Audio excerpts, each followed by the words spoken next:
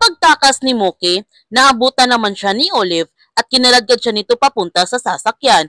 Buti na lamang dumating sina Emma at Danilo. Nabawi nila si Mookie. Pinapangako naman ni Olive sa kanyang sarili na babawiin niya si Mookie mula kay Emma. Kahit saan man sila magtatago, hahanapin niya ito at hindi siya titigil hanggat hindi niya nababawi si Mookie. Hindi naman natutuwa si Ligaya sa ginawa nila Emma at Danilo. Pinagsabihan niya ito na kahit anong gawin ni Olive kay Mookie, anak niya ito. At dahil tinangay nila si Mookie, pwede silang maireklamo ni Olive sa kulungan na kanilang bagsak.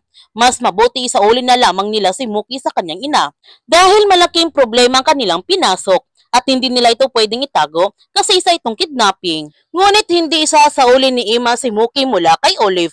Puprotektahan niya ito at aalagaan, kaya kinakailangan nilang makuha ang diary ni Mookie para may ebidensya na sila laban kay Olive. Habang si Olive, may naiisip naman siyang isang tao na pwedeng takbuhan ni Mookie at hingan niya ng tulong. Walang iba kundi si Flor.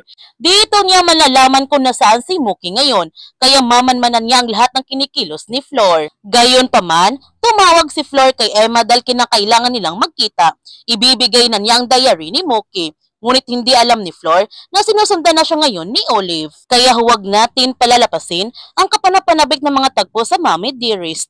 Kung bago ka pa channel ko, don't forget to like, subscribe, and click notification bell para palagi kang updated sa mga videos in-upload ko. Thank you for watching and God bless to everyone.